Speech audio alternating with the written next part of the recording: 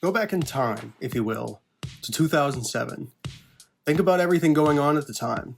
George Bush, the War on Terror, Halo 3, Call of Duty, Mountain Dew, and Linkin Park.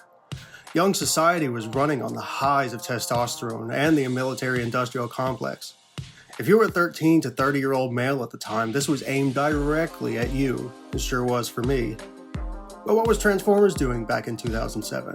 Well, publicly, they weren't doing very much, pushing out leftovers from their Transformers Cybertron series from 2005, and the Classics line, a toy line meant to fill out the shelves for the 20th anniversary of the 1986 movie, being aimed squarely at the collectors. This in itself was revolutionary for the time, as the Transformers brand had never created collectors-oriented toys, but it wasn't that hard to imagine since fans of the original 80s show were adults now with kids of their own. Kids who at the time needed bigger and brighter toys in order to compete with the wave of multiplayer video games at the time. Fans wanted something new, and Hasbro knew it. In late 2006, there began rumblings of a new Transformers movie, a live-action Transformers movie. A live-action Transformers movie directed by Michael Bay. This sent the internet into a firestorm, wondering how this kids franchise would be adapted into a PG-13 action movie. What story could Michael Bay tell? Who would be in it? And most importantly, what would they look like? The development of Transformers 2007 was notoriously secret. Not much got out to the general public.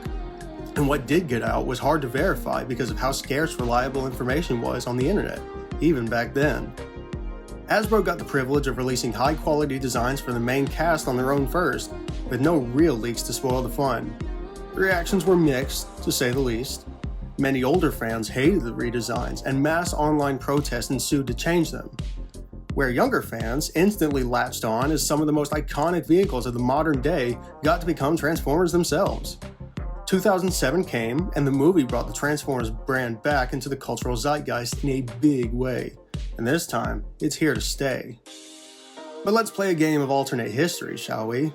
The only change to our 2007 timeline is what if Optimus Prime's designs leak before Hasbro officially announced it? And that's where we pick up our story now. Hello everyone. I believe you know why I've called you in today. It's mid-2006, 6 months before our global reveal for the 2007 movie Optimus Prime. However, prototype images released of an unreleased action figure were leaked online. Upon investigation, this mystery figure turns out to be our headliner figure, the Leader Class Optimus Prime.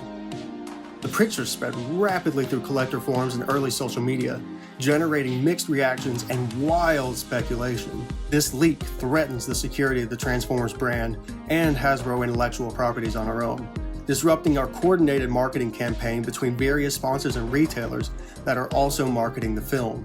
It threatens our embargoes and agreements with licensing companies for breaking the confidentiality so soon. Ultimately, this threatens to harm the entire Transformers brand the longer this leak goes unaddressed. The root problem stems from our weak control over asset confidentiality. The loose grip allowed the leak to slip through and make it to the public before we have the opportunity to reveal it ourselves.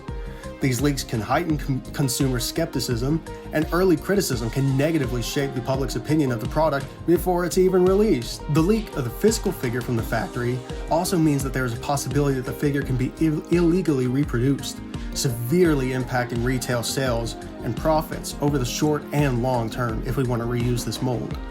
However, we cannot keep silent on this issue, as failing to address the situation can decrease the public trust in the Transformers brand. Our stakeholders, Paramount Studios, the producers of the movie, distributors like Toys R Us, Target, and Walmart, and even sponsors like Chevrolet and Peterbilt, all stand to be impacted by this leak, as well as secondary and tertiary levels. Thus, I propose 3 options we can take to resolve our situation. Option 1, we do nothing. This lends the risks of losing the narrative control of the situation and gives the perception that Hasbro as a company is okay with major leaks like this happening in the future. Option 2, we host an immediate reveal of the product. This method lets the public see the full design and figure as soon as possible.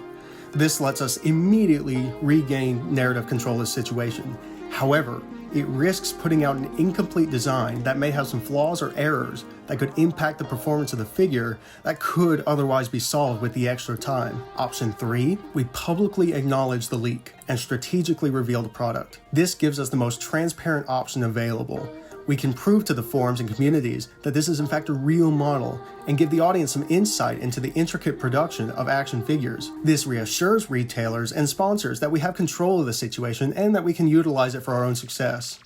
We will also clarify that this is only a prototype and is still yet to be finalized. This shields the creative team from any blame about the design work and the figure overall, as it can still be modified according to public feedback received from the reveal. Using this plan, we can measure success simply, but effectively. By implementing this plan, we can increase our positive reception of our movie products within 30 days, driving up pre-orders due to the hype. Within 60 days, we can enhance controlled access to our confidential media, making our intellectual property more secure, and let this event set a precedent against future cases, as events like this will happen again, no matter how secure our company is. Financially, our timeline will be accelerated, leading to higher upfront risks, but potentially a higher immediate return. By revealing products sooner, we can let the toys sell the movie, rather than forcing the movie to sell the toys. This can lead up to 30% higher pre-order counts and anticipation for the movie, rather than sales that would happen the months past the movie's release. There is risk, however. Shifts in distribution schedules can impact revenues up to 15% in either direction. Accelerated production timelines may lead to more defective products and thus less revenue.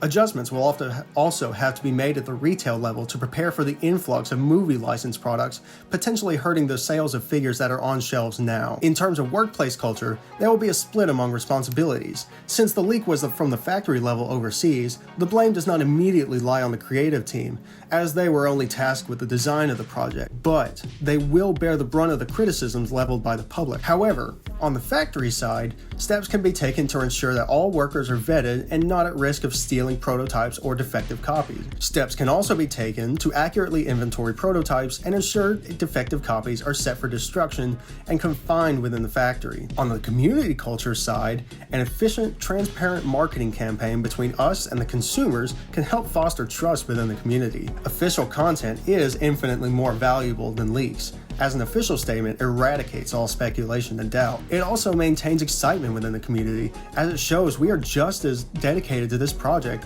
and not just keeping it a secret out of contractual obligations. The ethical impacts will focus on the enhanced protection of popular IPs, open communications with the customer, and no public scapegoating or blame placed on an unwanted individual. The operational impacts will lead to improved vendor controls, stronger asset management, and a more interactive marketing process. In the end, a product leak is not just a failure in security, but a leadership moment among multiple different departments. By responding strategically, we can preserve our brand's integrity, protect our revenue, support our creative teams, and strengthen long-term cooperation of our partner companies. Together, this is a chance to light our darkest hour, together as one.